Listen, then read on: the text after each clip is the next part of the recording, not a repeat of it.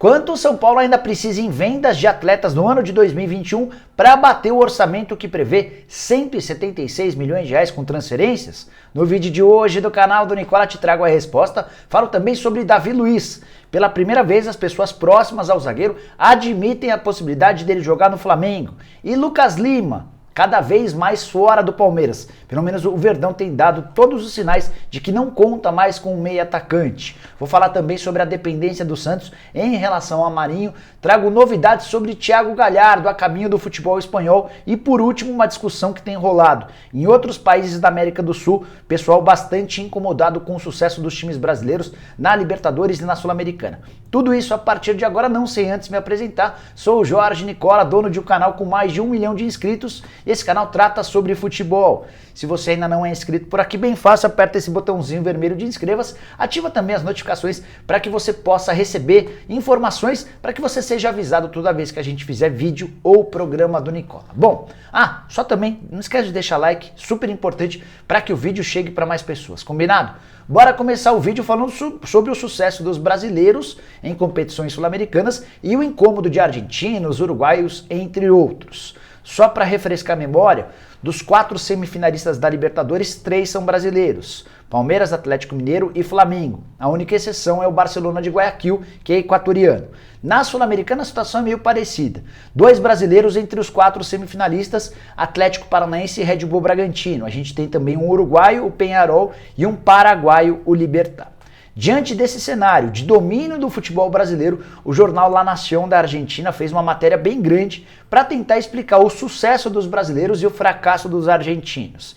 Eles lembram, por exemplo, que os 13 clubes argentinos que disputaram mata-mata de competições... Mata-mata não, que disputaram competições sul-americanas internacionais nessa temporada, dos 13, só 2 conseguiram ir um pouquinho mais longe e acabaram eliminados nas quartas de final. O Rosário Central na Sul-Americana e o River Plate na Libertadores da América.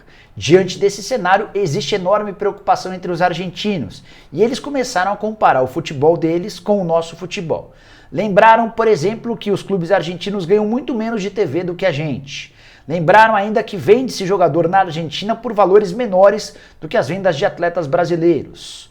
Contaram ainda que joga-se menos por lá, até por isso a arrecadação com bilheteria e tudo mais é menor. Lembraram ainda, ou melhor, cornetaram o fato de no Brasil não haver um controle de contratações. E quando eles falam em controle, eles dizem respeito a um fair play. E a insinuação acho que está mais ligada ao Atlético Mineiro, até porque existe uma foto bem grande do Diego Costa nesse momento da matéria. A insinuação é de que o Atlético está gastando um dinheiro que não tem. A gente tem contado para vocês em vídeos, em programas, que a coisa não é bem assim. Por trás do Atlético tem um dos caras mais ricos das Américas, o Rubens Menin, dono de um patrimônio de 25 bilhões de reais. Mas aí faz parte, os argentinos estão chorando porque estão percebendo que já não tem mais a hegemonia de outros tempos. O mesmo vale para os uruguaios. O Diego Lugano, ex-jogador do São Paulo, comentarista da ESPN, fez um posicionamento muito preocupado sobre o futuro ou sobre a falta de competitividade nas competições por aqui. Ele disse o seguinte, abre aspas: no futebol, a diferença econômica do Brasil para o resto do continente fica cada vez maior. Não vai dar mais. A Conmebol vai ter que achar mecanismos para que a Libertadores fique mais competitiva. Caso contrário, só vai dar Brasil, fecha aspas. A minha pergunta é, por que em outros tempos, quando o futebol argentino dominava a Libertadores na América, não se discutia isso? Mas quero saber a sua opinião, use o espaço para comentários para dizer o que você pensa a respeito, combinado? Bora falar agora sobre Thiago Galhardo, um dos principais jogadores do Inter na temporada passada, também viveu bons momentos nessa temporada e agora vive um momento de baixa, virou reserva no time do Diego Aguirre e tem tudo para se mudar para o Celta nos próximos dias. O clube espanhol, que é dirigido por Eduardo Cudê, treinador que fez enorme sucesso com o próprio Galhardo no ano passado no Colorado, pediu a contratação. O negócio está sendo fechado por empréstimo de 500 mil euros ou mais ou menos 3 milhões e 100 mil reais. Empréstimo de 1 ano. Se o Celta quiser ficar com o Galhardo em definitivo, vai ter de desembolsar cerca de 10 milhões de reais.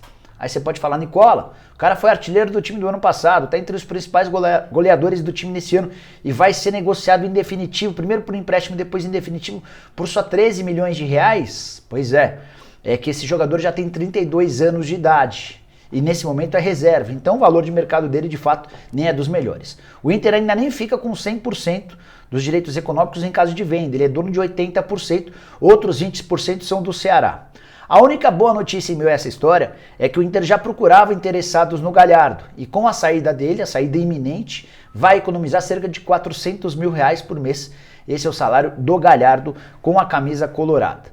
E aí a tendência, se caso repita as boas atuações do ano passado com o Kudê, é de que ele seja comprado em definitivo pelo Celta. Aguardemos cenas dos próximos capítulos. Bora falar agora sobre o Santos, que vive uma fase um pouco mais delicada, cornetadas ao trabalho do Fernando Diniz, time eliminado da Copa Sul-Americana, perdendo espaço no Campeonato Brasileiro. Não por coincidência, o principal jogador do time, o Marinho, esteve fora nas últimas 6 rodadas. O Marinho que tem um hematoma na coxa esquerda e o pior é que constatou-se que a lesão dele foi agravada a partir de um erro médico dentro do próprio Santos. Existe a chance de a gente ter até demissões nos próximos dias no departamento médico do Peixe. Nesses 6 jogos sem o Marinho, 2 vitórias, 2 empates e 2 derrotas. Uma derrota a mais dolorosa de todas, a derrota para o Libertad, que causou a eliminação do time na Sul-Americana. O Santos, nesse período sem Marinho, também empatou com o Corinthians em casa, jogando muito mal, foi pior do que o rival. O Santos ainda perdeu para a Juazeirense em jogo da Copa do Brasil. Ao menos contra a Juazeirense, essa derrota acabou não causando a eliminação. O Santos ultrapassou, o Santos bateu a Juazeirense. É importante contar que na temporada de 2021, o Marinho também já havia ficado fora de partidas no Campeonato Paulista no momento em que os titulares eram poupados. Então o aproveitamento do Peixe com o Marinho em campo é de 50%, sem ele de 41%. Bora falar agora sobre o Palmeiras, que resolveu escancarar sua vontade de negociar o Lucas Lima, seja por empréstimo ou em definitivo.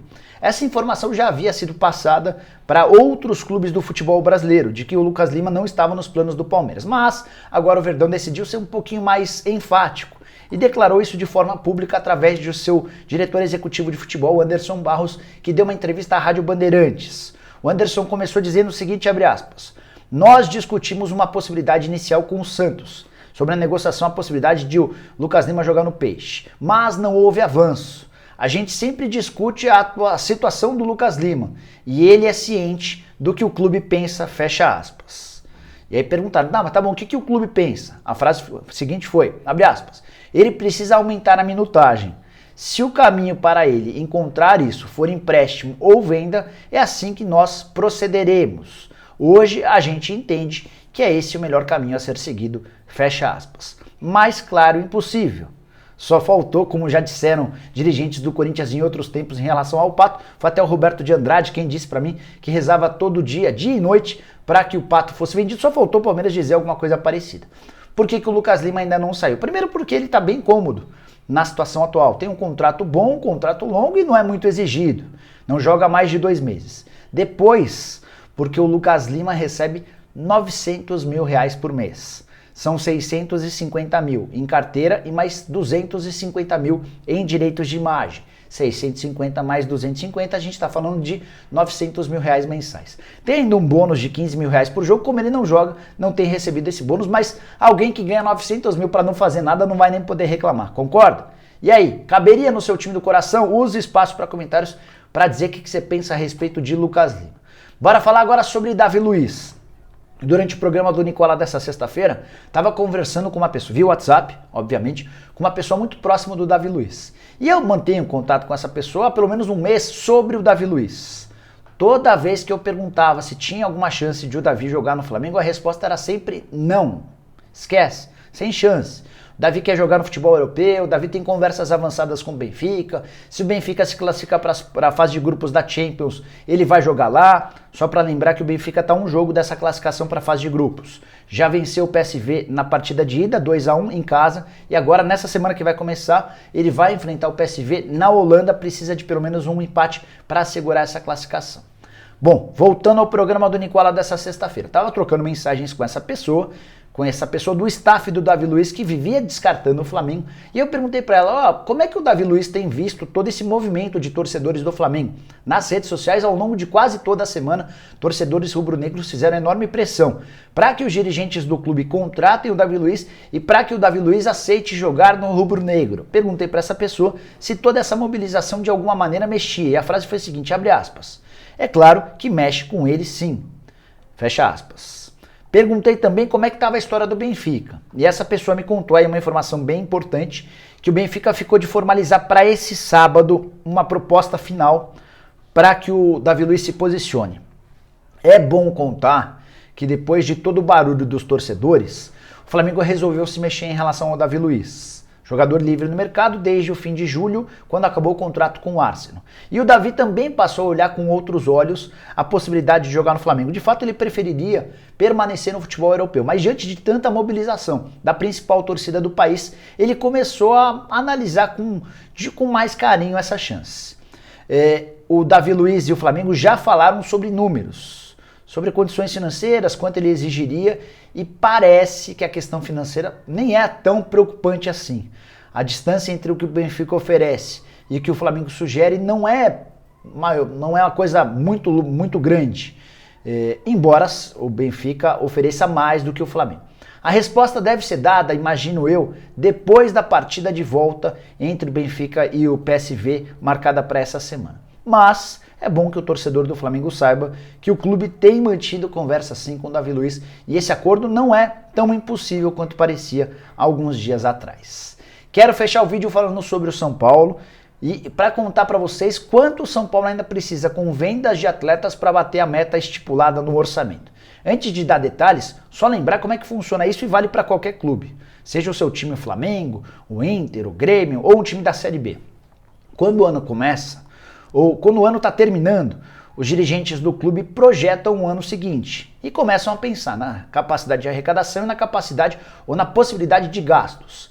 Então, para fechar um orçamento, eles estipulam um valor que o clube precisa conseguir com vendas de atletas. O São Paulo enforcado decidiu colocar como meta para vendas de jogadores em 2021 um valor estratosférico, 176 milhões de reais. É algo muito acima da curva no futebol brasileiro.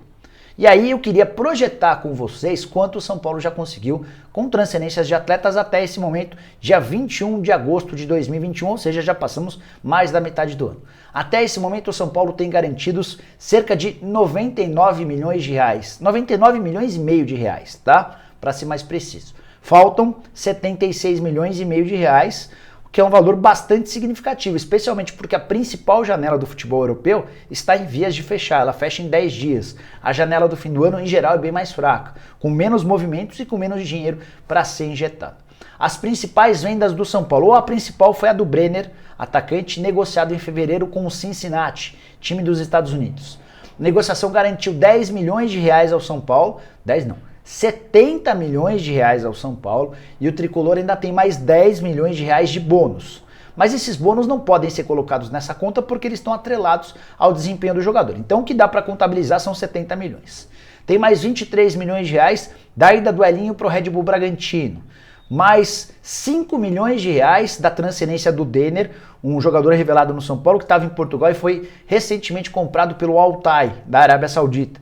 Esse valor foi decepcionante, tá? Imaginava-se que o São Paulo pudesse pegar entre 3 e 4 milhões de euros. Com o euro a 6, a gente está falando de um negócio superior a 20 milhões de reais. Mas, de acordo com o Belmonte, o cara dos Belmonte, que é o diretor executivo de futebol, em entrevista ao Menon, ele contou que foram só 800 mil euros repassados ao São Paulo, ou 5 milhões de reais.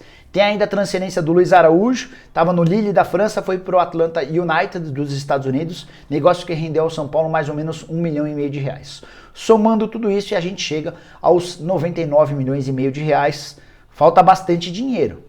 E eu não vejo hoje o São Paulo com grandes ativos. Talvez o Gabriel Sara, talvez o Igor Gomes, talvez o Lisiero, não sei. Acho que o São Paulo vai ter enormes dificuldades em alcançar esses 176 milhões de reais. E você? Quem você apontaria como os principais ativos do São Paulo hoje?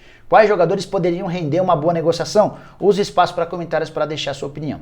Tô fechando o vídeo por aqui, queria agradecer demais a quem assistiu a todo o vídeo. Se curtiu, não esquece de deixar like, é bem importante. E se você ainda não se inscreveu, resolve esse problema agora. Não custa nada, aperta esse botãozinho vermelho de inscreva-se, se ajuda pra caramba. E se gostar bastante do trabalho, vou deixar um link na descrição desse vídeo para você virar membro do canal do Nicola e passar a ter direito a uma série de vantagens, como por exemplo participar do bolão do Nicola. A gente faz um bolão com jogos do Campeonato Brasileiro, com jogos de outras competições, e aquele que ganha o bolão vai ter direito a ganhar, a ficar, eu vou presentear com uma camisa oficial do seu time do coração. Combinado? A gente se vê de tarde com mais informações. Abraço, tchau, tchau!